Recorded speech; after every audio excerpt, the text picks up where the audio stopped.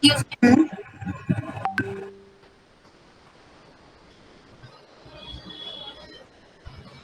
Good evening, sir. Shall we begin the session? Yes. Yes, yes. Just 1 second. Good evening, sir. Are you there? So your mic is off. Yeah. Sorry. Yeah, I'm Okay. here. Yeah. Thank you. Yes, sir. We have Srilata Madam, the patron of our club. She is also present. We can begin. Good evening, everyone. On behalf of the Entangled Research Club, I welcome you all to the fortnightly symposium, the Research Department of English at College, Chennai. Now, I am Ilakya from 2nd MA English, and I will be the computer for today's session. So, for this academic year 2020, chosen the theme conflict, peace, reconciliation, and planetary well-being. And today's topic is positive peace, negative peace, colonialism, and resistance. And we are honored to have a distinguished keynote speaker, Dr. M. Padmakumar, Director, Center for Peace Praxis. I welcome you, sir. I also extend a warm welcome to our esteemed paper presenter, Ms. Syed Ibrahima, and a heartfelt welcome to all the faculty members, research scholars, and students who have joined us today. And today's symposium will proceed with the keynote address followed by the paper presentation. Now, I deem it an honor to introduce the keynote speaker, Dr. M. Padmakumar, Director, Center for Peace Praxis, Assistant Professor and Head, Department of Media Studies, Christ University, Bangalore. Sir has worked as a journalist with Deccan Chronicle, and he has been promoting in academia society interface by conducting conferences, workshops, and field visits on areas related to ecology, interfaith, peace, and media literacy. Today, he'll be speaking on the topic positive peace, negative peace, colonialism, and resistance. We're greatly privileged to have you with us today, sir. Now, I request Dr. M. Padmakumar, sir, to take over the forum. Yes. Thank you, Ms. Ilakya. Am I audible? Yes, sir. Okay, great. Yeah. Thanks to Dr. Maria and all my dear colleagues from the Queen Mary's College and the dear students of the PG program in English over there, and any other person who is interested to be part of this particular session. By the way, let me start off with a few preliminary notes. One, feel free to stop and ask for any question at any given stage. And in case I'm speaking fast, or if I'm not able to make myself clear to you, you have a right to stop and ask for more clarity. That's your right. Please feel free to do that. And also, I would encourage you to ask questions at the end. So please note down if you have any questions. You don't need to necessarily agree with me. You are welcome to disagree. Present your thoughts. We will have a fruitful discussion. Okay. Yes. Now, first of all, congratulations to the Department of English at Queen Mary's University for organizing such a pertinent series of lectures revolving around the idea of peace and conflict.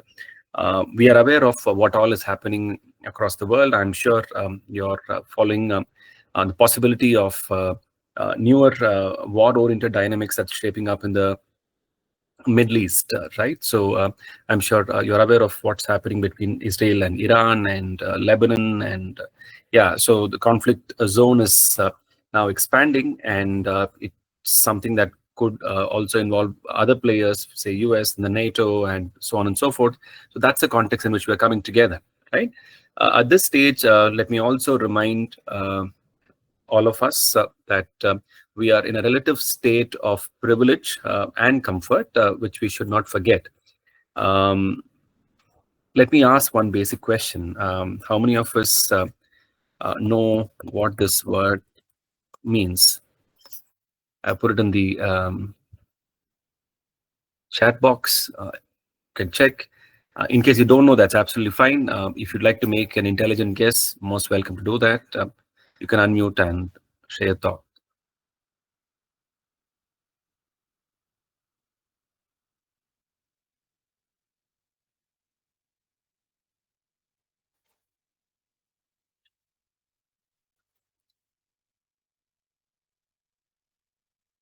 Yeah. Please don't worry whether your answer is right or wrong. It's okay to make some guesses, and we can build on that. Don't fear that what if your answer is wrong or something. That's okay, absolutely okay. The willingness to learn comes with an openness to experiment as well, right? So feel free to share your thoughts. Yeah. Murder of education. I'm sorry. Murder of education. Okay, somewhere close to that. Thank you. May I know who was sharing it? I'm Nivedita Jairaj, research scholar Okay. and the host of this interim session. Okay, thank you. Thank you, Ms. Nivita. And then Shakti Priya is stating that it's study of logic. Study of logic would be logic as a field itself. I mean, in philosophy, logic is a separate field, and study of logic is called logic itself. Yeah, logic studies. Yeah. Okay. Yes. So I think the research scholar who, I'm sorry, I've lost your name.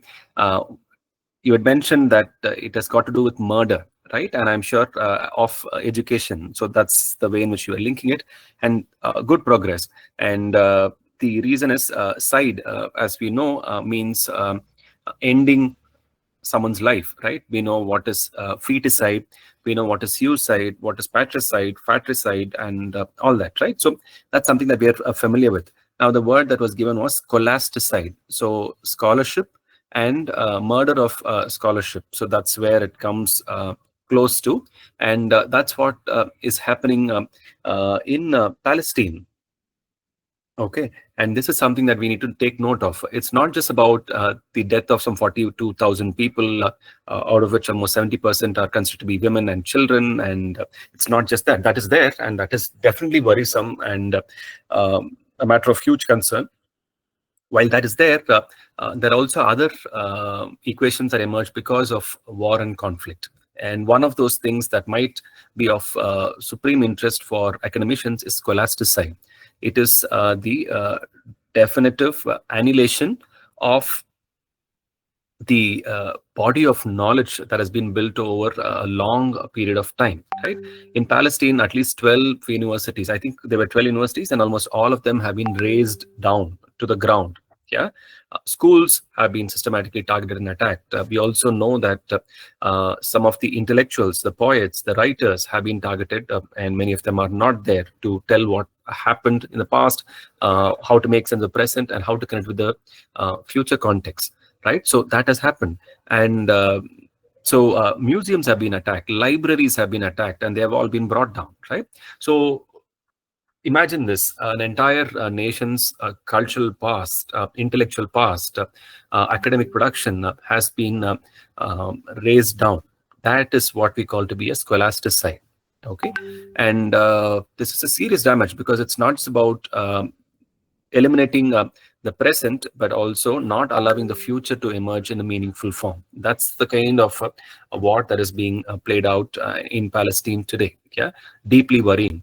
And while we are having discussions about war and conflict and peace and all of it, those people do not have their schools, do not have their colleges, do not have access to their books, do not have scope for intellectual or academic engagement, or for the matter, even reflecting about their experience and making sense of it in a meaningful way, right? That is what we are talking about. Yeah. So it has something to address our academic community specifically as well. So that's something that we need to take note of while talking about war, peace, and conflict. Yeah.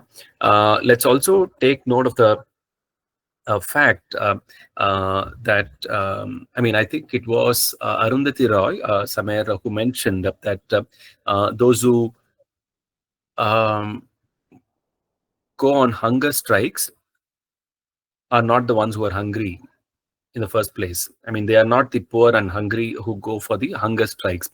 What does she mean by that when stating it? How do you interpret it? It is not the hungry, it's not the poor and hungry who go for the hunger fast. What does that statement mean? Feel free to share your thoughts. Again, don't worry about being right or wrong.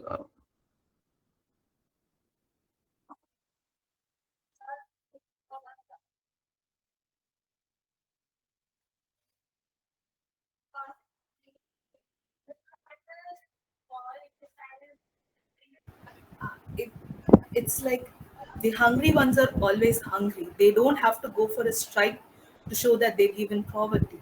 But people who aren't will try something new to show that this is how uh, we can protest as a sign of protest. Yeah. Yes. Yes. Thanks for that input. Likewise, for example, Gandhi, who went for the hunger strike, was in a relative state. I mean, no means, let's say, looking down upon his interventions or, for the matter, his contributions and all that. What we could glean out of it is that he was in a relative state of privilege, which allowed him to go for hunger strike. Going for a hunger strike was a choice. That is the way in which he opted, right?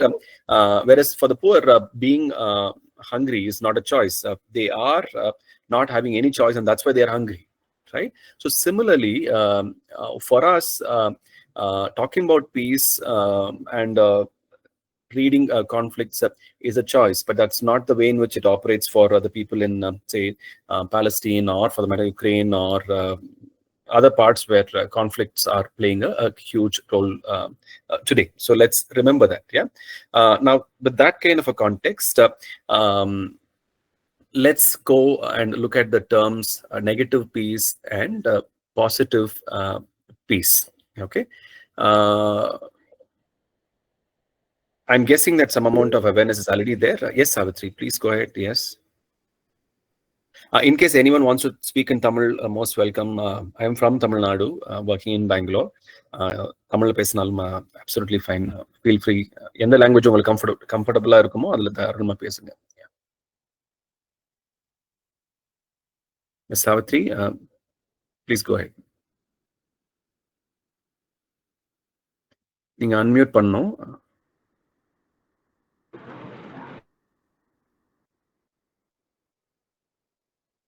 Yeah, you unmute பண்ணிட்டு மறுபடியும் mute பண்ணிட்டீங்க தெரியாம போல, but you can unmute again and speak.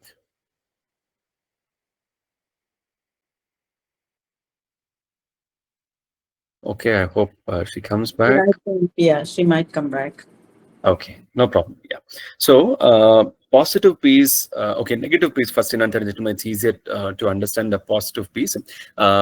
Negative peace is where there is an absence of violence that is there, but there is so much of iniquities and injustice and other forms of oppression very common in the community, okay, in the society, let's say, right? That's what one would call to be negative peace. It can explode and it can become war-torn kind of a context or a conflict-heavy context very soon. The potential for let's say, slipping into those contexts is very, very high when we have negative peace. Or family level, we can look at domestic violence. Yeah, domestic violence, we might have some amount of, let's say, status quo would be maintained. Let's say there is a husband who is oppressive, and let's say the husband is a woman beater, and the wife is just tolerating for the sake of the children, let's say. Yeah.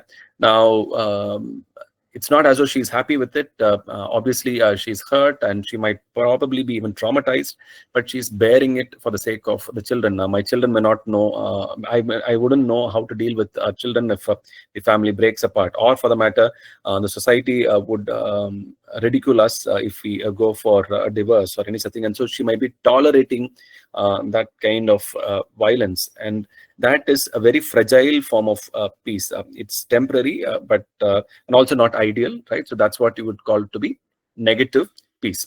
On the other hand, positive peace is where you have a robust context of people speaking for their own rights. There is a relative just mechanisms for addressing one's concerns. People have equal opportunities, and people have a chance to have their own fair means of earning and livelihood and all that, right? So if that kind of a culture is there, and there is some amount of harmony and peaceful coexistence, then you have a culture of peace. So that's how we look at positive peace and negative peace. This is something that we need to be aware of. Yeah, and we also need to be aware of the fact that if you don't have inner peace, it's not easy to aspire for any other form of peace. So inner peace is foundational. When it's not there, it's not easy to think about world peace for that matter. Yeah, maybe some examples might help us to get a good sense of what it is to be having inner peace. There's an example that I got from one of my American friends, a fellow peace builder with whom I've offered some courses in the past. Mr. John Rudy. He has traveled to at least 30 countries and was part of peace building initiatives in those countries. And he shared a story about how a husband and a wife on the day of their wedding had invited some 30 people for the wedding, unlike in Indian context where we might call 4,000 people, 3,000 people, 1,000 people, 500 people and all that, right? So they work with small. So they had their wedding ceremony done, and they went for their first night in a resort. Okay, it was the first night, and the the partner had gone into the restroom, and sorry, the guy had gone to the restroom first, and he came out, and after brushing his teeth and all that, and he came out. And after that, the lady followed her. She went in and she stormed out of the restroom, and she looked visibly very angry and upset. And so he didn't understand what was happening. And this is happening just within a span of just 2-3 seconds after she walked in and she comes out. Okay, and she was holding a toothpaste in hand. And she came very close to him, close to his face, and showed the toothpaste and told him that, what is this? And he told, obviously, it's a toothpaste. And she responded saying that this is not how you use a toothpaste. And she told that you need to use the toothpaste from the bottom up and not from the middle and then take out the paste from the tube. This is how she spoke, and she was very loud and almost aggressive. And he had some thoughts running in his mind at the particular moment. First thought was that should one get upset and angry over the usage of a toothpaste? This is the first thought that he had.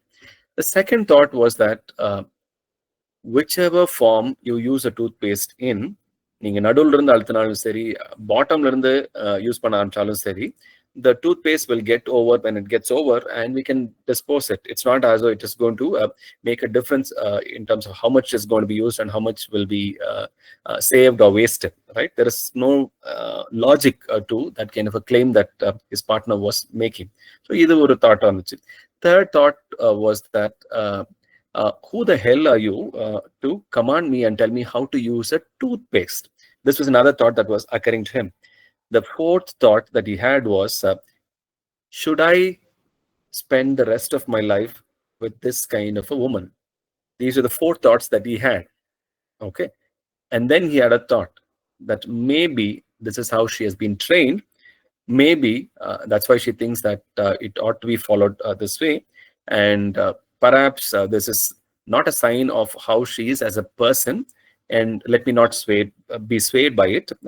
Let me just say yes and go ahead with it. What am I going to lose by adjusting in this small way? So let me start using from the bottom up if that's what is of her preference. And he did that. And then they lived together for the next 30 years, had grandchildren, and they continue to live happily.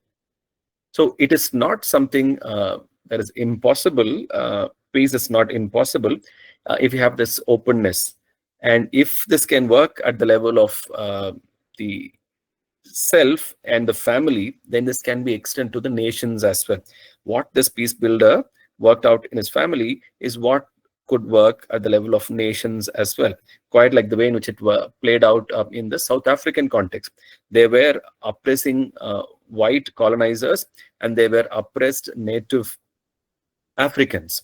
And Nelson Mandela had worked out a brilliant reconciliation system where both of them had studied reflection about their past and came for a peaceful coexistence, right? So such possibilities of coexistence is as well there in history, and it's not very old. This happened just 30, 40 years ago, not even 40, I mean 30 years ago, 30, 35 years ago, right? Nelson Mandela, who was behind the bars, solitary confinement for 25 years in Robben Island, comes out, becomes the first president of independent South Africa, and he proposes this model, and he almost convinced most of the people in this country, and there is relative peace. I wouldn't say that every case has worked out brilliantly well, but then there is relative peace, and they have worked it out, right? So peace is possible, even in the case of Palestine, Israel, South Korea, North Korea, Russia, Ukraine, all of it, provided the will to seek peace, attain peace is there, and it becomes a common agenda, right? So that's where peace builders have a role to play. Now, coming to the colonialism and resistance part, you all know that colonialism has been one of the defining features of our past. Yeah. So the dress that we are wearing, the kind of education that we are having, the choices that we are having, the legal systems that we are having, all have had their own connections to our colonial past. Yeah.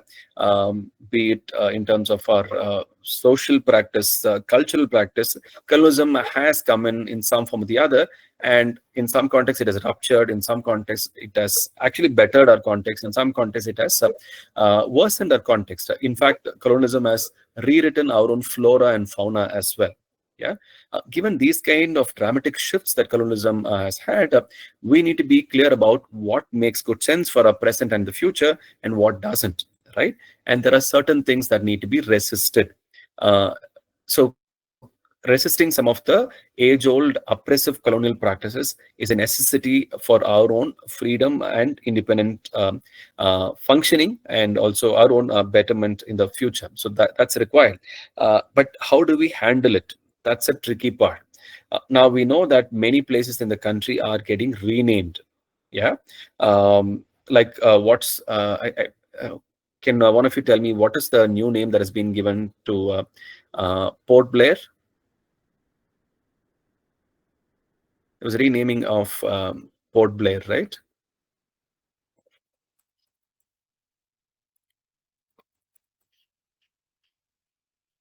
This happened pretty recently, hardly less than a month old.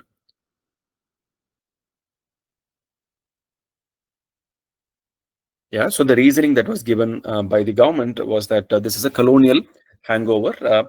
We should not keep such names that talk about a colonial past. We should be indigenous. I mean, we should have our own means of getting names for our places and all that. So this is there, right? So they would like to rewrite the history of places by giving it new names. Yeah.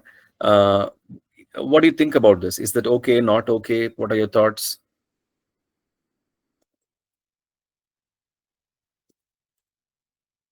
I'm also checking for the name. Yeah. Sri Vijayapuram is the name. Yeah.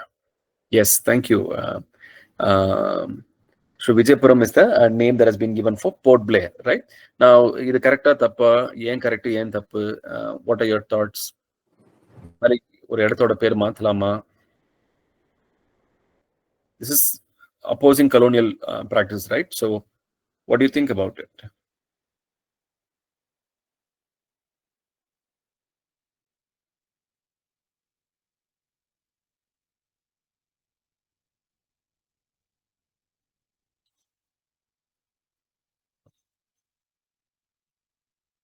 Any of you, யார் வேணா பேசலாம், don't have any second thoughts. Teachers தான் பேசணும், research scholars தான் பேசணும் அப்படின்னு கிடையாது. All of you are welcome to speak, and it's absolutely okay to be wrong as well. I mean, you may not be, but even if you think that you could be wrong, don't worry. You have a right to be wrong as long as you're willing to learn. So please feel free to share your thoughts. நீங்க என்ன நினைக்கிறீங்க இதை பத்தி?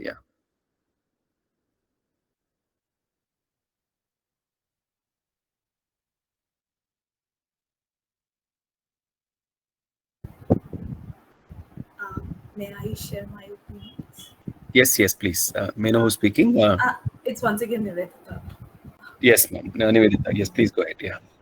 Um, so I think it's a good thing that they're renaming Mm-hmm. back to our roots. But Mm-hmm. I still have this question: is it absolutely necessary? Which always confuses me, because I don't think it's a necessity. But yeah, Mm-hmm. having two names for the place, not like renaming it completely, but having both the Mm-hmm. names is helpful. I think Mm-hmm. that's just like claiming back what is ours, some kind of Yeah. way. So, so you mentioned that it's okay, but not completely okay, right? Now, why do you think it's not okay? I get the okay part because there is colonial resistance, and we did not give the name. Someone who was ruling us, his name is being given, and it is probably not right. So I get that. But why do you think it is perhaps not okay? This is just my opinion, but Feel I free to think speak. that, Yes. yeah, I think that once we bring back the old names, like renaming it, Mm-hmm. some part we are going to lose that colonial history, which the part of history where how the name came into existence. And Mm-hmm. so I believe that having both the names is fine, but completely replacing it is not fine, so as Okay. to have our history as such. Okay, yeah. So even if it was a painful past, it was part of our past, and so we should not leave it out. Am I right? Is that the way in which you're seeing it? Yes, So, sir. Yes. okay, okay. So that's one observation. Thank you, Ms. Nivedita. Any other observation?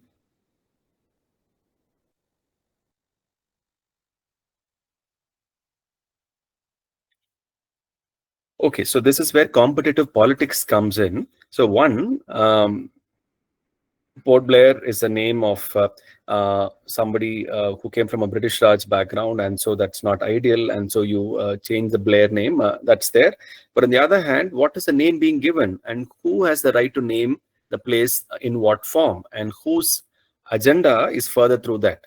That is another politics that comes in, right? So we think about colonialism as though everybody inside is pure and having fair equations and all that, and that people from outside are the ones who are the problem posers and oppressors and all that, right? So which could be at some level true, but not completely true, right? There are internal colonizers, right? And if they try to take over the agenda by trying to oust the external oppressors, um, ideology or remnants and all that, then there is again a problem. Am I making sense? Yeah, Ms. Preeti is sharing the point. Both, okay, Ms. Shakti Priya also had put in, it's often done to honor someone like freedom fighters, political leaders. Yeah, that is there. Now, again, the questions would come about which freedom fighter, right? Which political leader? So there are arguments like that that will come up, which I hope you are also aware of. Now, Ms. Preeti has added both names, like American women have the fathers and the husbands named like Hillary Rodham, Clinton. Yes, so that's there. So it's a combination to tell that this is there and that is also there. Yeah, in fact, my name and my children's name also have both the father's and the mother's name. So we have clubbed it that way, not fathers and husbands, but fathers and mothers' name, which has a different equation. So if you go with the fathers and husbands' name, it still talks about some kind of patriarchal continuity, while it might talk about um, parity between the husband and the father, but there is another kind of politics to it. The women, mothers, and the grandmother from both ends are not considered, right? So that equation has its own orientation. So likewise here, so sometimes Allahabad being renamed as Prayagraj. So if I gave that example, I think it would have been very clear for many of us, right? So it is a form of resistance when you say Allahabad should not be there, and instead you bring in Prayagraj as the name to that particular place. It's competitive politics, and someone is trying to use the opportunity to further their agenda by trying to remove, let's say, a colonial intervention. Yeah. So this is something that we'll have to be careful about. One last thought to leave all of us with is who is speaking for what politics, at what point, to whom, with what intent. that's something that we'll have to critically open up and ask. Otherwise, we might just settle for shallow positions and not have a rigorous sense of how the cultural politics is being played out over there. And this is important for peace workers as well, because peace workers might just go for that uh, shallow kind of a piece, which could be negative piece, solving, it seems to solve problems at level like changing Allahabad to Prayagraj, but then you are still offending some set of people, not respecting the opinions of other people, right? So somebody who is dominant is replacing a former dominant leader, let's say. So that's how it will play out, right? So it has to be more of an equitable and fair means of deciding, and that's what is required. Yeah, and that's what will bring us to a more robust and long-lasting culture of peace. Yeah. So thank you everyone for your patient listening. Feel free to ask questions when there is time for questions. Okay. Thank you.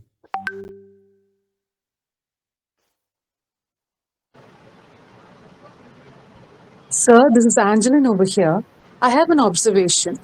Though Yeah. we have changed Madras to Chennai, we are still holding on to the name of Madras to our institutes, University of Madras. Correct. So the identity there belongs to Madras. So even though Madras has been changed to Chennai, certain vital things we still cling on to the name Madras. So this Right. constantly lingers in my mind. So what is your take on this, sir? Same with Mumbai and Bombay, right? So Yes, there are yes, certain other yes. institutions which also have similar kinds of dynamics. And so for government of Bangalore, by the way, Bangalore became Bengaluru. And these are all calls taken by political parties with their own ideological lenses and all that. And sometimes this might be valid as well. I'm not saying that every time it is only for vested interests. There could be some logic as well. So that's there. But on the other hand, key thing to be asked is, why is this being introduced? How is it going to offend the people who were holding on to the other name? Like there is some amount of democratic ethos that is there in Tamil Nadu, and that's why University of Madras, the name continues. So it is there. And likewise, there are other institutions that have Madras as part of their name. Am I right? So I feel that that's okay, and there should be some openness in the way we see it, rather than have a very strict regimental conclusions being arrived at. So that openness is always welcome. Accommodating plural positions is a sign of a good democratic and peaceful coexistence. Yeah. Thank you, sir. I think Madras has never been a word which was political. That is why I think we still retain, and we have no problem with that word. Yeah. Because it means mother of God, Portuguese, Madre de Deus, or something like that it was, I think. Right. And I think all the old timers still refer to Chennai Correct. as Madras. Absolutely. Yeah. So that was not a political thing. Therefore, Correct. all of us are happy with that. So That's right. where there is politics and vested interest, I think we go in for conflict. Yeah. Yeah. Thank you, ma'am. Thank you for those inputs. Yes. Yeah. Also, it was not enforced in a very forceful manner. There was some openness in the way the term Chennai was introduced, and Chennai has got its own past connections as well. So that is as well there, and so there is some amount of choice with which people can use in at least semi-formal and informal contexts. For official purpose, of course, it is Chennai, but then there is some openness when somebody is using Madras. I don't think there are people who resist that usage. Yeah. Sorry, ma'am, you got muted. Similarly, with Kochi, Thiruvananthapuram and all in Kerala, there's no problem. Even I think many people are happy with Mumbai, and Kolkata too. Correct. So it's not very different from that word. Yeah. Like Mumbai and Bombay, of course, it's easy for people to remember also. So Calcutta, Kolkata. Besides that political bit. Yeah. So that's where Allahabad becoming Prayagraj Yeah. becomes more of That a is because we have a cul-de-sac. government which favors Hindutva, and Yeah, when yeah. we think that we are going back to the old Mm. world of the Vedic times and things like that, then I Mm. think people resist. Yeah, so Right? it's done with an intent, with almost like a tit for tat kind of a Kashi response. and Varanasi, we had no problem. Correct. Yeah, Yeah. But correct. that is it is these days that we have too many of this, and there are, of course, might has always been right. Even today in politics, might is still right, and so and that is where all the conflict starts, right? Yeah. Everybody is willing to break rather than bend. Mm. I mean, that's how they try to project it, ma'am. But might is not right. I mean, Uh, ethically not right. And Although I'm it is sure, not right, like, but that's how yeah. But then they take that's it. how, yeah, It has correct. not gone out of men. Whether Yes. it is, it's not just a colonial concept. It's there inside all of us. Yep. It Yep. didn't come with somebody else colonizing us. It is there inside. Man, woman. I think that all those the dualisms, they still exist, and the power equations are different for all of Mm. these. Mm. We still Mm. continue to go unless we take it from our minds. No peace exists. Yeah. So thanks for bringing it up, ma'am. It's an important point that you're highlighting. How do peace builders act? Should we settle for it to be a given, or should we tend to challenge it? So peace builders are quite often seen to be pacifists sometimes, or for the matter, people who come for easy resolutions and all that. No, peace builders cannot be peace builders if they let's say side with the unjust kind of positions. So they will robustly seek justice, and in fact it needs a lot of courage to be a peace builder.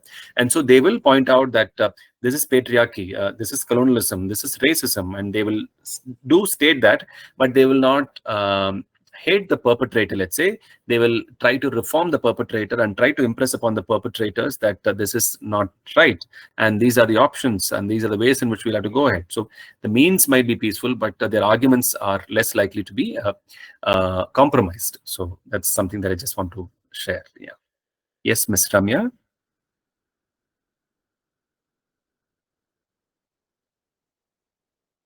Ms. Ramya, please go ahead. You could unmute and speak. Yeah.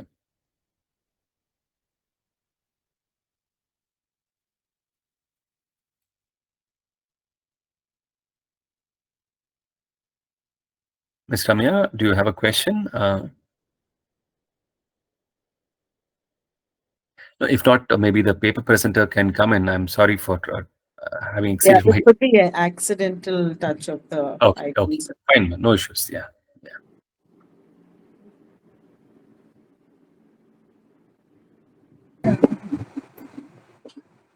Shall we proceed, ma'am? Yes. Okay. Now let me introduce the today's paper presenter, Ms. Syed Ibrahima S, student of 2nd MA, Department of English, Queenmarians College, Chennai. Her research focuses on the Queenmarians' contribution to the Indian independence movement. Now I request Ms. Syed Ibrahima to present her paper. Thank you so much, Ilakya, for this introduction. Good evening, everyone. I'm Syed Ibrahima, a second year postgraduate student of English at Queenmarians College. And as Ilakya said, I'm here to present a paper titled on Queenmarians' role in Indian independence movement. Actually, I'm very privileged to speak about Queenmarians College and particularly its role in Indian independence movement. Please excuse me to share my screen.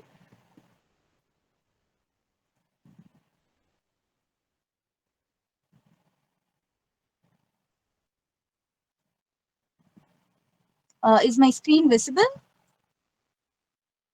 Yes, it is. Yeah. Okay, so thank you so much. So we frequently hear about the major political leaders and events that shaped our freedom, but I think it is equally important to acknowledge the contributions of educational institutions like Queenmarians College. it was here that the spirit of nationalism took root, inspiring young women to stand up for the nation's cause, even at a time when women were discouraged from participating in public affairs. As we all know, Queen Mary's College is located near the iconic Marina Beach in Madras, stood at the crossroads of history during the 1940s, an entire decade that witnessed the most intense phase of India's struggle for freedom. So, the outbreak of World War II in 1939 brought unforeseen challenges to India, including to our college. So, the war initially didn't affect people's life too much here, but as it progressed, it started to impact the daily lives of people here, including the students at Queen Mary's. By the early 40s, 1940s, Queen Mary's College was no longer just a place for education, but it became a witness to the global conflict. The British government imposed air raid practices, fearing attacks from Japanese forces and from after their aggressive advance in Southeast Asia. So for the students, by studying with the help of lantern light became very normal, and they were forced to observe a blackout night uh, to avoid detection by enemy planes. So they covered the windows with black papers to avoid them to detect people are inside this college. So these moments are trying times, but despite these hardships, the students remained focused on their education while secretly harboring a desire for their country's freedom.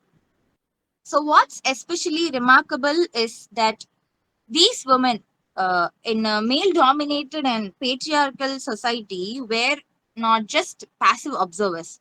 They actively took part in the independence movement, proving that the call for freedom wasn't limited to only men. In fact, the students at Queen Mary's College defied traditional gender norms, showing immense courage and their leadership in supporting the national cause. Even as society often discouraged women's involvement in political movements like these young women refused to stay silent.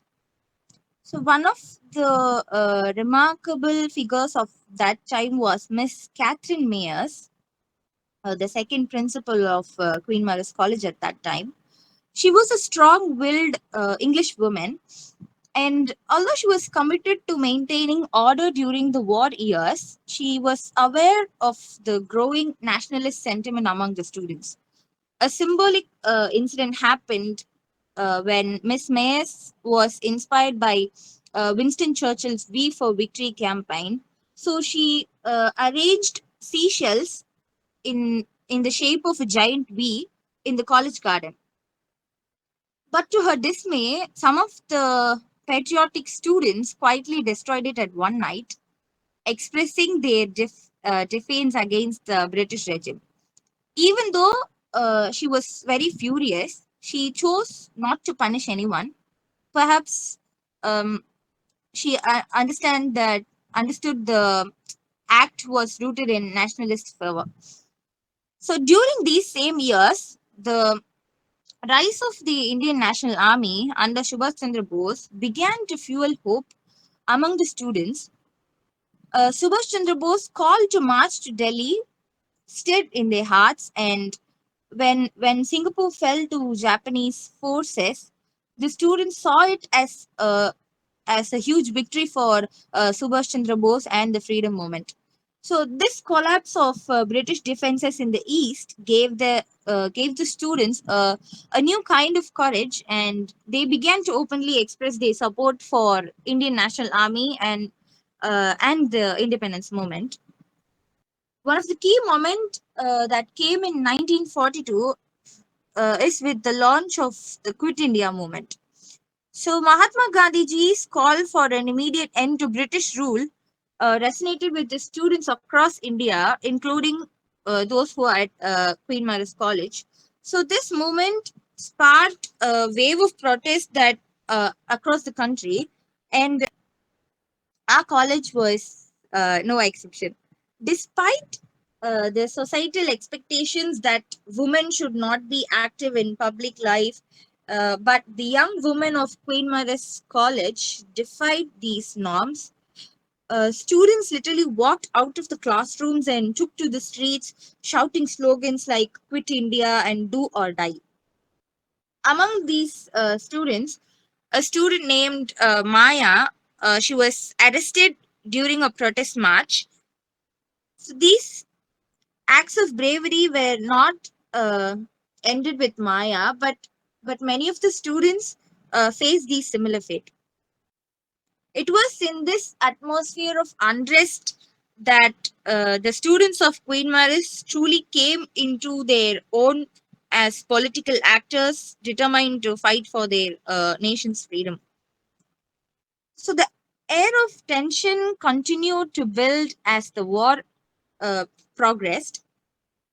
The air raid drills became routine for students.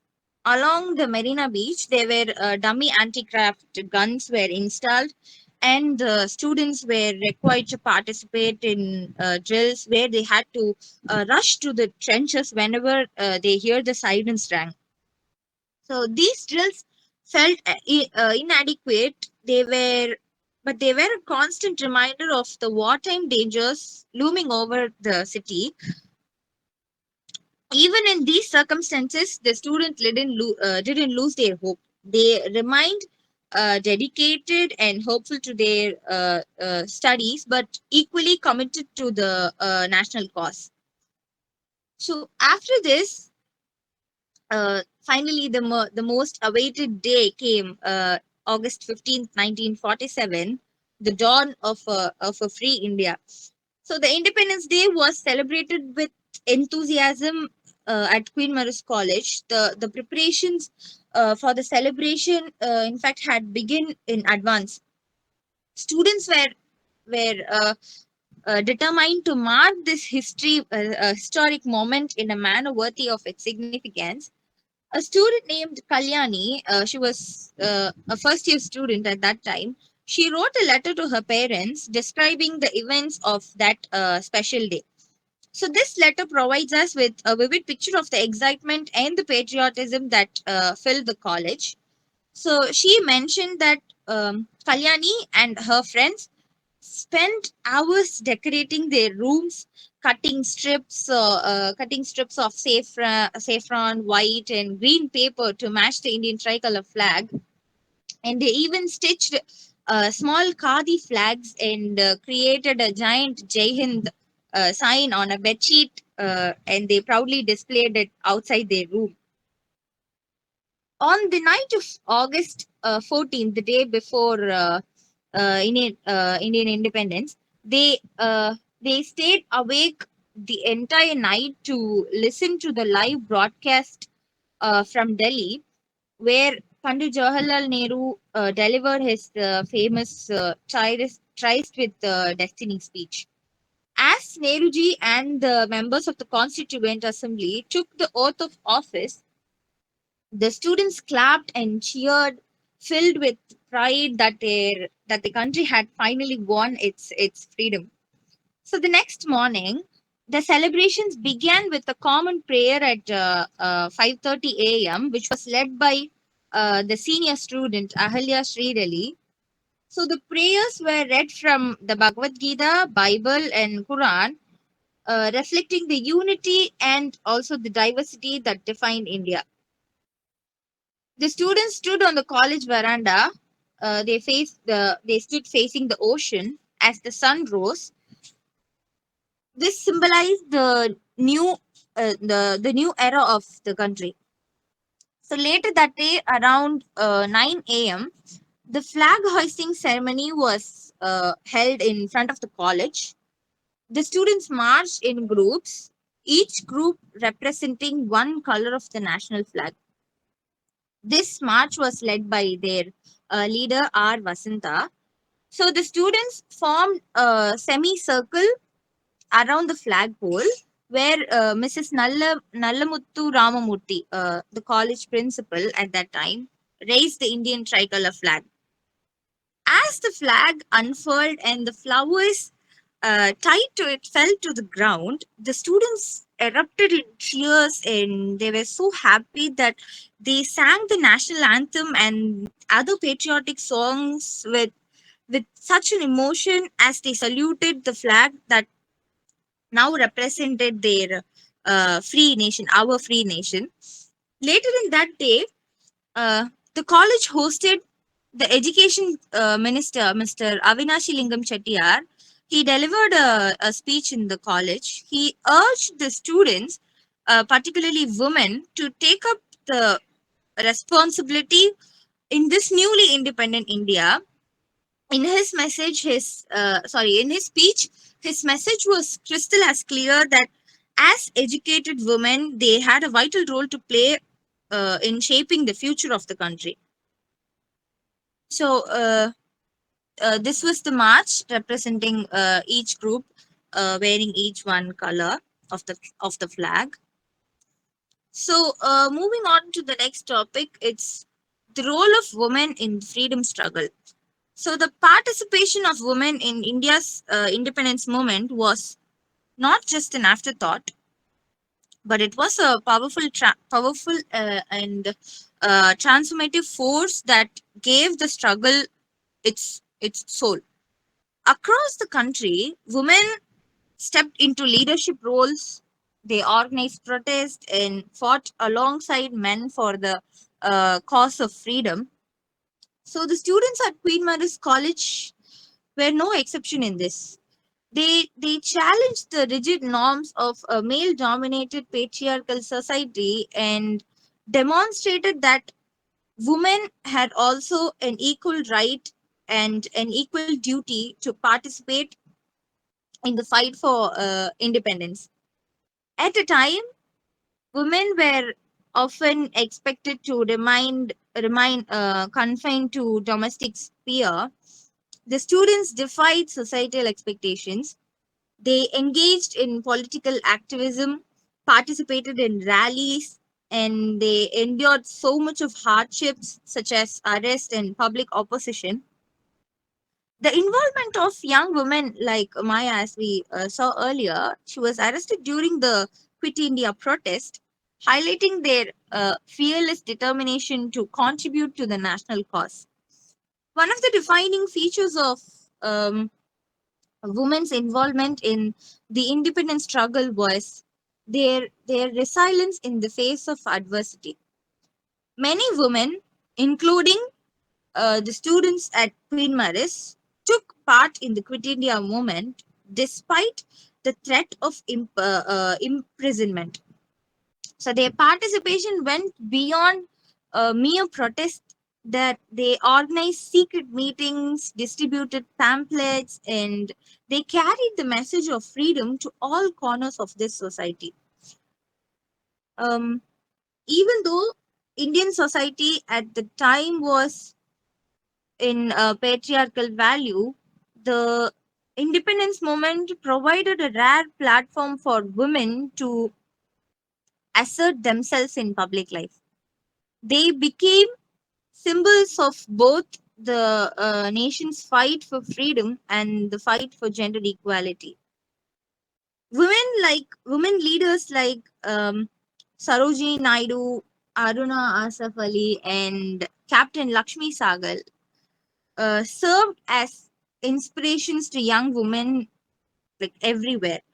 Their words and deeds echoed in the classrooms and corridors of Queenmarians College, inspiring the students to believe that women also could and should play an equal role in the struggle for freedom. So these young women found in the freedom movement an avenue to challenge not only the colonial rule, but also the restrictive social norms that sought to limit their potential. So the role of women in the freedom struggle also marked a significant shift in how society viewed women capabilities. no longer confined to the domestic sphere, women proved that they could also lead, they could also organize, and they could also inspire the world. The students of Queen Mary's College, through their actions, contributed to this nation, um, awakening women's political consciousness. So finally, Queen Mary's College may not have been on the front line of India's independence struggle, but the contribution which they which the students and also the faculty were no less significant. So the events that took place within these walls reflect the broader spirit of India's freedom, uh, their determination to fight for justice, for equality, and for the right to self rule. The women of Queen Mary's College proved again and again that the fight for independence wasn't just for political leaders and revolutionaries, but for every Indian, including young students and especially for women. Their courage, their determination, their dedication, and the love for their country played a very vital role in shaping the future of India. And I'd like to conclude my presentation by thanking everyone for listening to me. And I'd like to thank our beloved Maria Preeti Srinivasan ma'am for giving me this wonderful opportunity to speak. It's really it's truly an honor to share the history of Queen Mary's College and its role in India's independence. I feel extremely grateful. I'm extremely grateful for this opportunity to remember the efforts and sacrifices of those who fought for our freedom for us. Thank you. Thank you so much, everyone.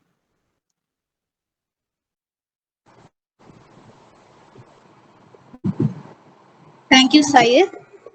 Now, audience, if you have any other questions or any other inputs to add on to today's session, you may speak up.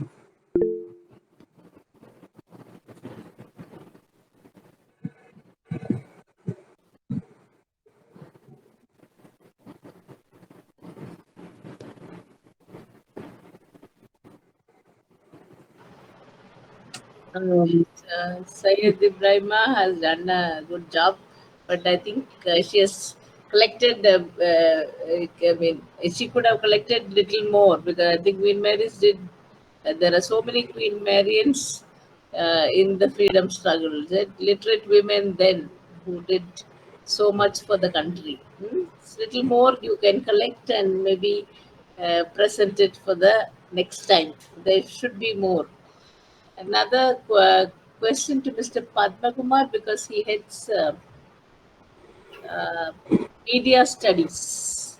Now, when we talked about peace and in those days during independence, and it was the media that brought, at the risking their lives, brought to us, from the war front news about. I mean, they tried to report whatever they got as fairly as they could.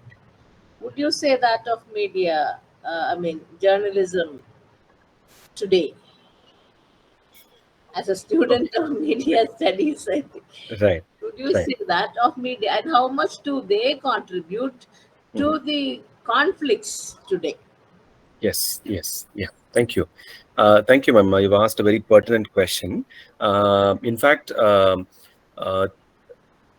if you look at it, most of the freedom fighters whom we can name are all were all prolific writers, and they knew how to publicize their work and ensure that it reached the wide masses. Gandhi, as we know, was a prolific writer. He used to run Young India to quite a few journals, and so thereby he ensured that the ideas of patriotism were being constantly shared with the larger public, and they were also wonderfully translated. That was a great thing. So was it with regard to Ambedkar, so was it with regard to Bhagat Singh, Nehru. All of these people were prolific writers, and they used the media excellently well, print media specifically. Or for the matter, we know how Bharatiyar used it in Tamil Nadu and Pondicherry and made a huge difference, right? So, and they were also very creative. They did it even when the context was terribly limiting. Bhagat Singh, for that matter, passed away when he was 23 or 28 years old, very young age.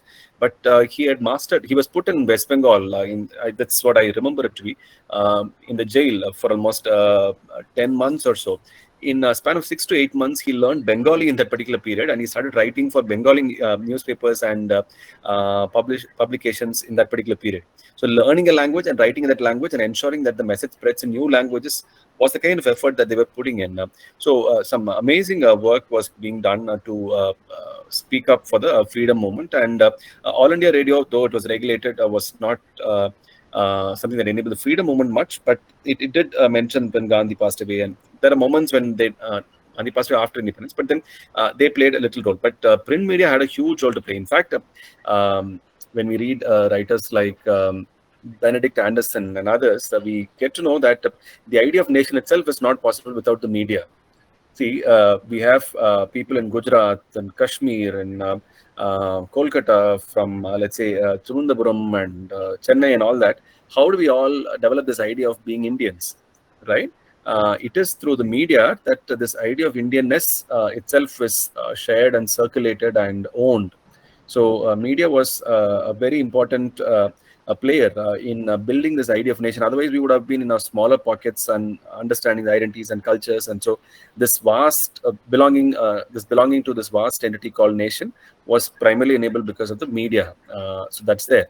But your second part of the question with regard to what is the media doing today, and is it someone who favors peace or perpetrates violence? That's what you are seeking. Now, media has become such an amorphous entity that it's difficult even to call what is media. For example, do we call cinema to be media? Do we call advertising to be media? Do we call only the news to be the media force? So there are a lot of players, and social media for that matter. If what we post, is it part of the media or not? So a lot of such questions come. So what I assume we are trying to figure out is the role of the news media and how it is having its impact with regard to promoting a culture of peace. News media can also pose series of challenges to practicing peace. Many cases are there wherein they have perpetrated more violence. For instance, during 2008, the Mumbai terror attacks, some of the journalists were trying to get inputs at different points, and they were showcasing what the police were doing and all that, and that became the live details for the terrorists to change their strategies and attack from other ends. So in the urge for getting quick news and also trying to be topping the TRP and all that, they were actually worsening the context for the police and making it difficult, so that sometimes they can do this unconsciously. And there are also contexts where they can consciously promote violence as well.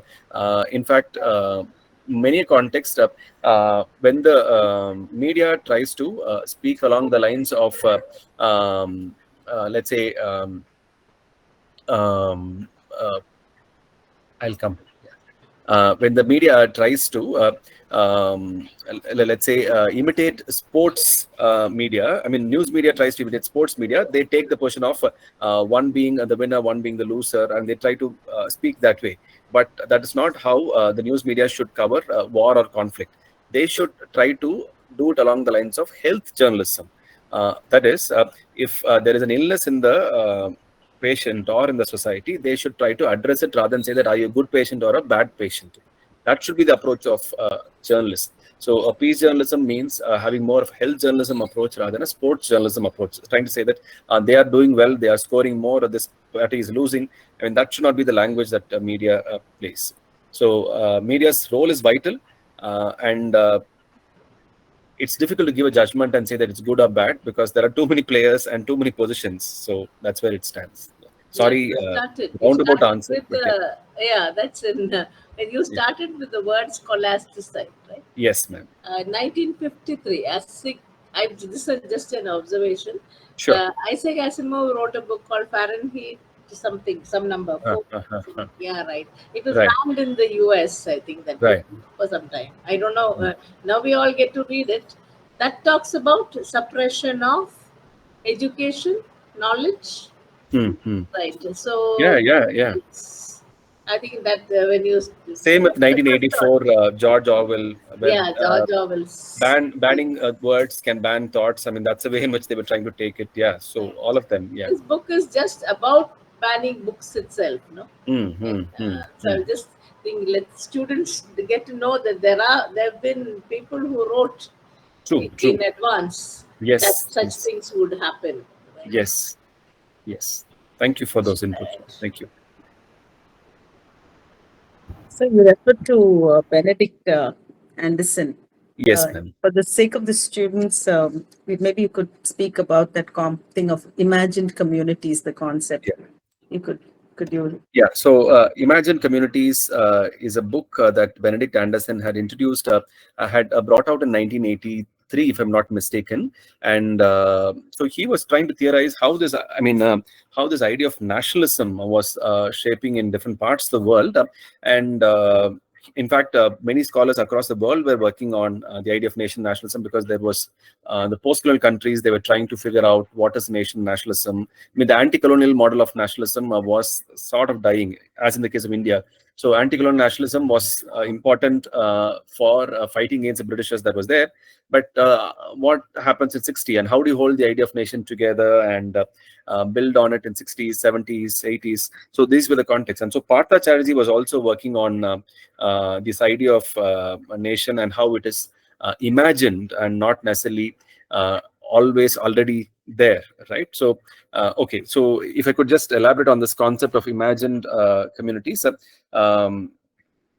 Some way or the other, we are trained to think that we are all Indians, but this idea of Indianness has been handed over to us through systematic interventions. Like, for example, we have this idea of national animal, national bird, national song, national anthem, and all that. These are all tools through which we are trained to believe in the idea of India and think and function as Indians, right? So without it, it will be difficult for us to own. In fact, they say that it is when Indian cricket team comes together that we get the feeling that we are Indians at some level, or when there is a war for that matter, right? And actually, it's interesting to see that we develop this idea of Indianness only when we play against Pakistan quite often, unfortunate though. So the assumption is as though when we play against the supposedly enemy nation, we think that India has to win and all that. So that's how we are trained to think. But then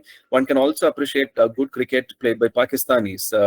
One can also appreciate an opponent's team because you can look at it as just a sports match. But we have been trained to pre-position ourselves as though we are Indians and our loyalty has to be with the Indian team. And as though image of India is at stake when India is playing another nation. And if we lose, it's as though it is a hit upon our own sense of dignity as a nation. So that's how we have been trained to own it. So this is what Benedict Anderson is stating, that we have been trained to imagine that there is a nation and that we are invested in the nation and that we'll have to see ourselves as Indians or Indonesians or Pakistanis or Americans or Somalians or Australians and so on and so forth.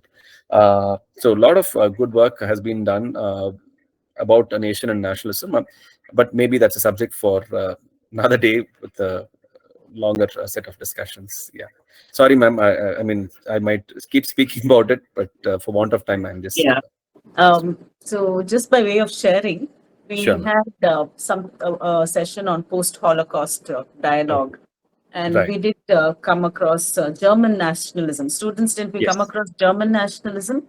So that was it's a very unhealthy kind of nationalism, which the German nationalism gave rise to Hitler.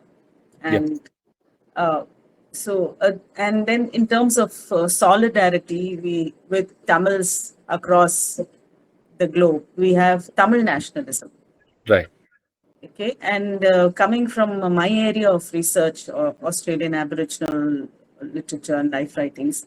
So, if you look at the geopolitical map of Australia, you have these 8 territories, Yeah. and 7, right? 8, I think. Okay. Okay. We can check that out. Fine. And but if you look, there's the Aboriginal map of Australia. You have the map of, we have so many, it's many languages, many communities. And you find Aboriginal people saying, I'm going to my country, which means they're where their tribe lives. Yep. Right. Yep. So the way they, and there's also a book that, one of my interviewees had written. It was called On Country. So that her life in her little place where she grew up and whatever. So then they also use the word nation, our nations, the Eora people, the Eora nation. So the word nation, country, it is not, it is not synonymous across the globe is the point I'm trying to make. Absolutely. Yes. Yeah. Yes. Yeah. True. I completely agree. Thank you. Yeah. So any response, your response to Syed's paper?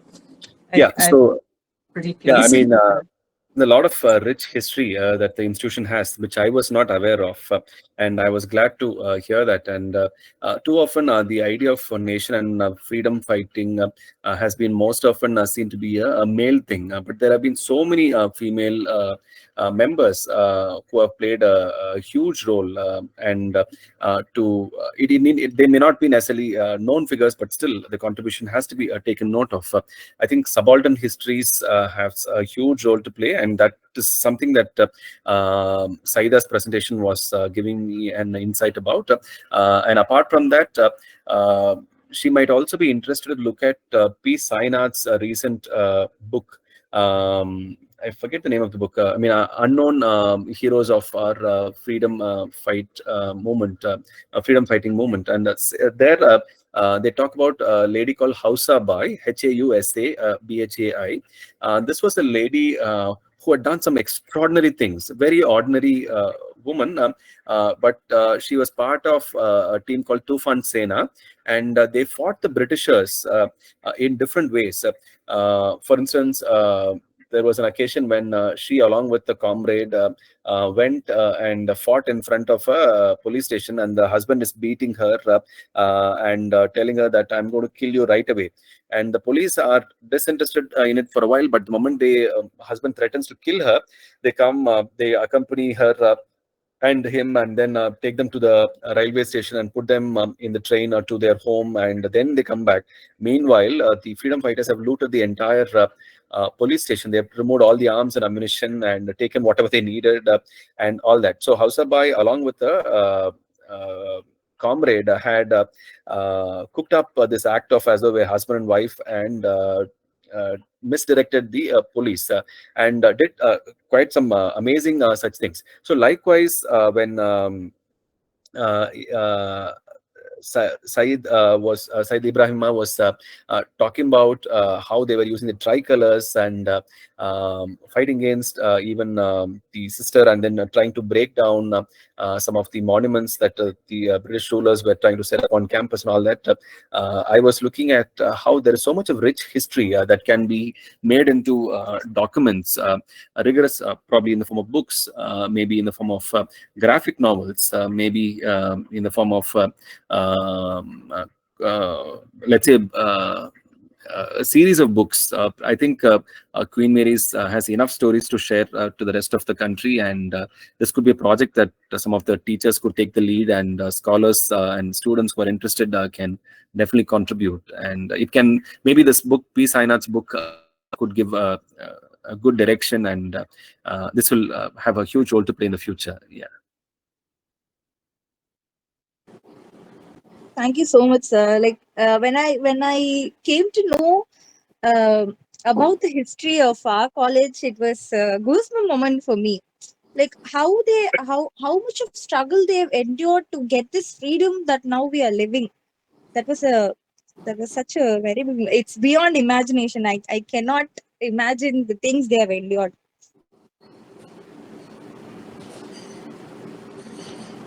So that sign, that V for victory sign, was put up in front of our Jaipur block, right? And it was made with seashells.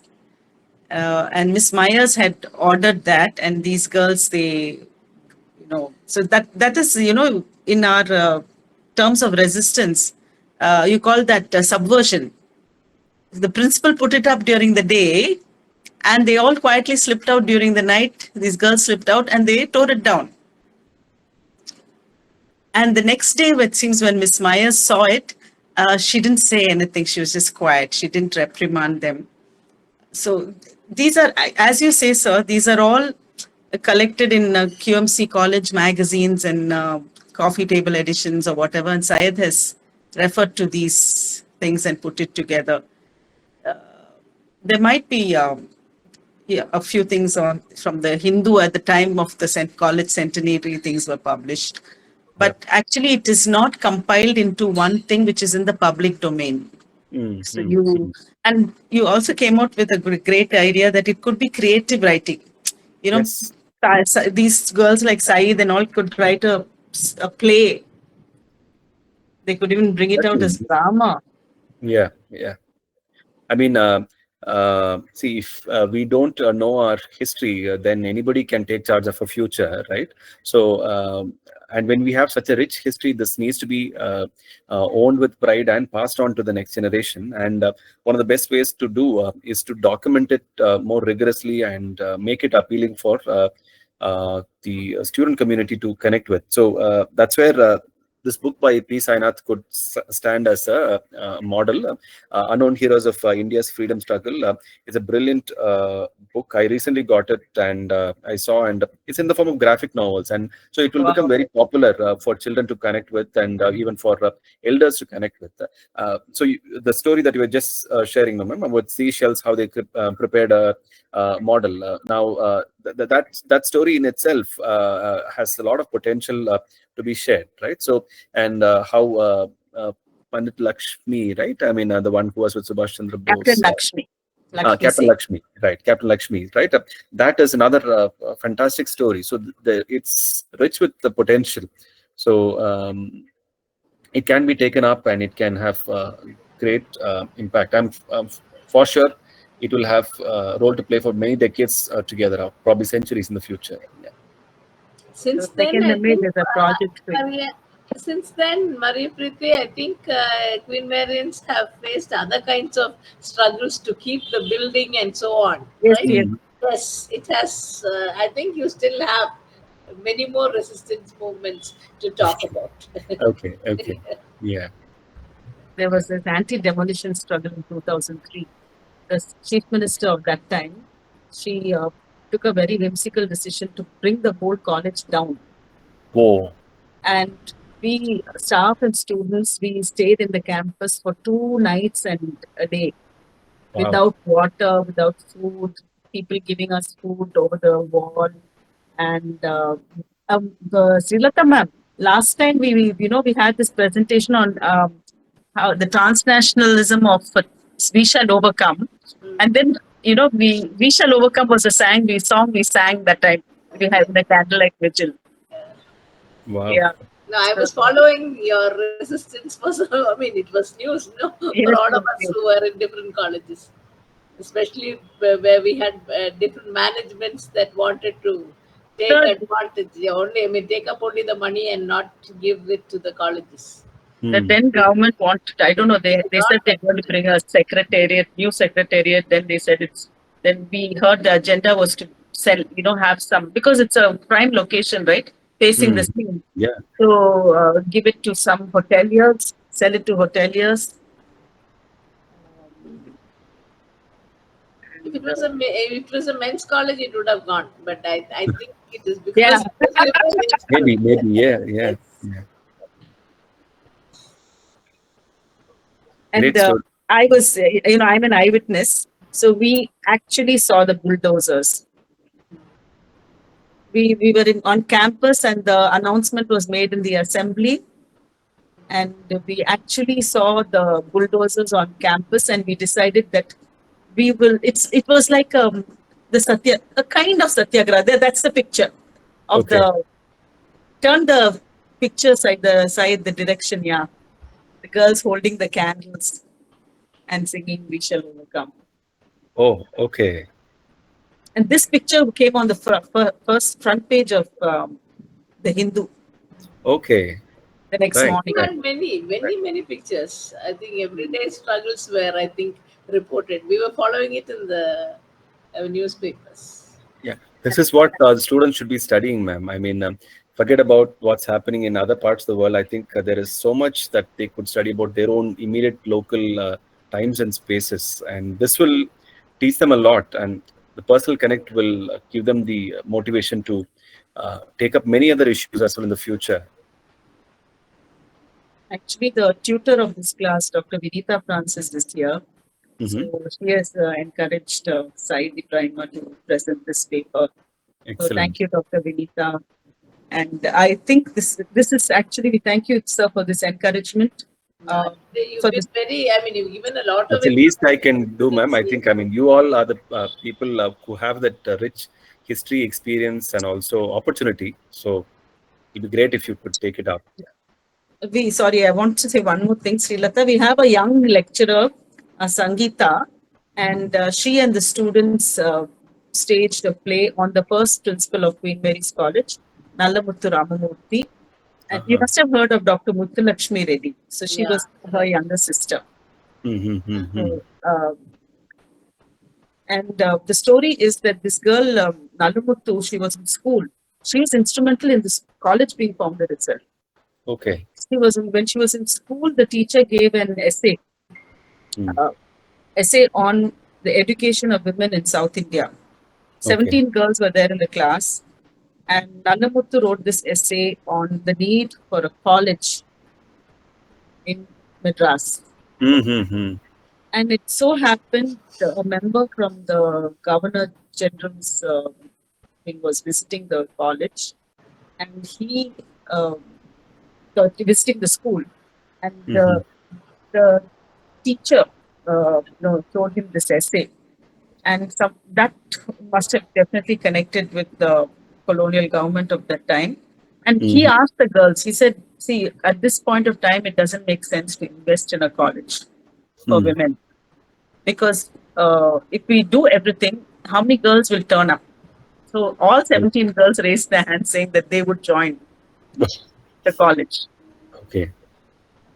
And this happened in a year before the college was started, 1913, and in 1914 the college was started. Okay. So the story of Nallamuthu Ramamurthy, so the our students tried to imagine her childhood, and they tried to visualize things, and we had a play. The staff also helped in scripting the play. Okay. It's still a work in progress. Actually, we would like to stage that play someday as a college play. Certainly. That'll be brilliant. Ma'am, that book that I was referring to, Unknown thing, could give a lot of such insights. I mean, content is richly available in your own context, but then maybe students might just need some spur. When they look at this book, it will give them the confidence to take it up. And there are a lot of senior faculty over there who can definitely give them direction and guidance, and it would come across as a fantastic work. And campus histories have a huge role to play, and it's not just campus history, it's also a document of some of the educational initiatives in Tamil Nadu itself, right? And so it's a representation of that. What Queen Mary's College has gone through is a representation of some of the major watershed moments in Tamil Nadu's educational history. So it will be a great document for many people. I just want to say one more thing to the students. So sir, what sir's actually talking to us about the small voice of history. And so you have to read Ranajit Guha. So Srilata ma'am is there to guide you. I'm there. Vinita ma'am, your professors who are here on the call. So these 9 volumes of Ranajit Guha's thing. So you can read that Subaltern the Collective. All right. Yeah, 10 book. 10 book. Now it's 10. Yeah. When I was doing my PhD, it was 9. 10 book series. So yes. Ma'am, I have two questions. Can I ask, sir? Sure. So my first question is this. Sure. In place of a conflict with violence, perpetuating violence, can peace be restored without violence? Can, in case of violence, can peace be restored back in that place without violence? Okay, yeah. Thank you for that question, ma'am. Somehow, popular culture has corrupted our capacity to have clear, clarity of thought, because there is this hero who comes and resolves a problem and then brings about overnight change. So that those are dominant narratives we're all part of, and so it probably deviates from how some of the key players in history have worked out. It doesn't happen overnight, but it takes a period of time. In fact, in peace work itself, there are different stages that they mark. One is the stage of peace keeping, then peace making, and then peace building, especially when there is violent conflict of the kind that we are finding in, let's say, Palestine and other such places. So I'll take just 2 minutes to elaborate, because it's very important. And thanks for asking this question, which is fundamental for understanding the peace practices. So first stage is peace keeping. So when there are two people, let's say, fighting with each other, one of the first things that need to be done is to intervene and separate them from hitting each other or killing each other, right? So if when two countries are fighting, there should be someone to mediate and stop that violence. So that is one of the first stages, and ensure that they don't get back to the violent mode too quickly. Yeah. In fact, it has happened in Rwanda in the 1990s, 94, 95, that Hutus and Tutsis, when the conflict happened, it was allowed to escalate and turn ugly and all that. But then after that, there were UN forces that went in to prevent it from worsening and all that. So there is a stage of peace keeping, to keep the two fighting entities from getting into the violent mode again. So that's one phase. Then there is this phase of peacemaking. So when the dust has settled, but anger hasn't come down, or for the matter, the desire for revenge hasn't dissipated, there should be someone to initiate dialogue, stating that well, it is a war, that's violence, and both parties have endured different kinds of losses. One might be severe, in one case it could be less, but still it's loss. So in the interest of both the parties, we might have to stop this violence, and let's do it, and let's have these terms and conditions wherein we will not attack the other. We will have respect for the other and maintain a dignified distance, or whatever that is, right? So that's a phase of peacemaking. Yeah. And then there is a third phase called peace building, which is a long and probably a sustained practice over many decades even. So it's not easy to, for example, what has happened in Palestine, the repair work has to happen over decades. So and there are different kinds of peace building interventions that will be needed. For example, when there is no proper government running, you need to establish a democratic form of governance to take charge of those challenges. They might need financial support that has to be enabled. How to start the schools, how to start the hospitals, because there are so many people reeling with so many diseases and challenges. So how to address that? Then how do we, in the children who have seen their own parents die and all that, help them to develop a sense of peace with their own past, and also accept even the opponents as humans, if not as, let's say, brothers and sisters, right? So that has to be done over a long period of time. For example, there are peace builders in North Korea, South Korea, that border area. They bring children from both the countries to talk with each other, have games, and tell them that your father's generation, your grandparents' generation might have hated each other, and they might have even gone on to attack each other. But doesn't mean that you need to shape your future this way. You don't need to continue this into your next generation. So peace builders try to address it with these kind of initiatives, right? So there are different levels of intervention that peace building requires. So at what stage are we intervening, and what kind of difference are we making? That is to be taken note of. Yes, some things are beyond control at the moment, but we have to just grin and bear sometimes that it is necessary to lose some battles to win a war in the long run. So that clarity has to be there. A lot of patience and resilience is required for peace builders, and sometimes overwhelming, and your success rate could be 1 in let's say 10, but still that 1 should motivate us to go for future interventions and all that. So at least for 1 person you have made a difference, so that should keep us going. If we don't, then 10 people would have died, let's say. So that kind of context is there. And then when there is a relative peace, how do we ensure that it sustains? That's the other thing that has to be done. A lot of work is there for peace builders. Thank you so much, sir. I have one more question. Sure. Divide and rule, as we know, is one of the popular agendas that Britishers placed on us. And now it is a political agenda also. Yes. Yes. With name changing, be it language, race, culture, whatsoever it is, there is a deviation now. Yeah. It's a controversial question that I'm going to ask, but Go will ahead. it cause a civil insurgence now in the current scenario? I mean, yeah, I mean, this is a concern that might be there for many other people as well. So thanks for voicing it on behalf of many others who might have similar kinds of thoughts. From my own reading and my own interpretation, this is how I see it.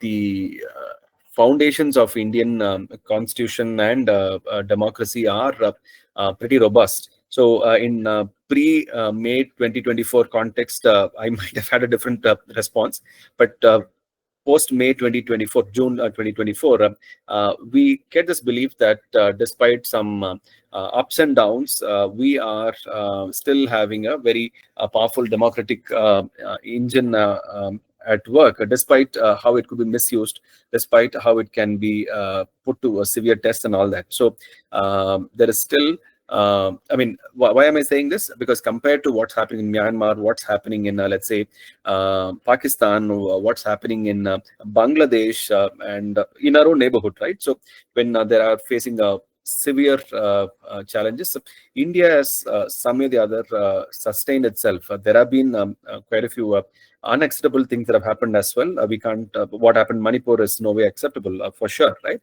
So those kind of things are there, but yet, by and large, we seem to be a lot more resilient as a democratic nation. And I think we'll have to place our trust in it and ensure that it is only bettered, not worsened. Yeah. Thank you so much, sir. And hypothetically, in case something like that arises, what shall we do to maintain peace? Okay. So imagine a domino, right? So in a domino, if one piece moves out, then it cannot continue, right? So we need to tell ourselves that I am not that piece which will perpetrate violence. I will choose not to be part of it, and you can break the chain, right? So that's something that we can do at our own level. It's not as though you're solving the problem. But by the way, even when some riots like what happened in Gujarat happened, there were also well-meaning people who protected people who are being hit. Yeah, and we need those kind of people as well. Saviors have to be there, right? And we also need people who need to. So when the farmer protest was happening in Delhi, there were people who did not take part in the protest directly, but they prepared food and went and served it to them. Right? Or for the matter of in 2003, when your own college was under threat, I'm sure there are people who picked up news and sent it to the Hindu, and that's how the Hindu covered it and made it probably a statewide or a nationwide issue, right? And thereby putting pressure on the governance, I mean, the governing authorities, that what you're doing also has its own challenges and all that, right? So I think everybody has a role to play in such context. So in the face of violence, we should not be silent. that's a key thing. We should resist it in our own ways. It might be small, but that small intervention can as well have its own ramifications. Thank you, sir. Thank you so much. Cleared a lot of doubts today. Yeah, I hope so. But yeah, I mean, these are ongoing conflicts yes, that continuously pester us. Yes, and yes. So I believe thanks for all the questions. Yeah. Yes, thank you so much, sir. Thank you so much.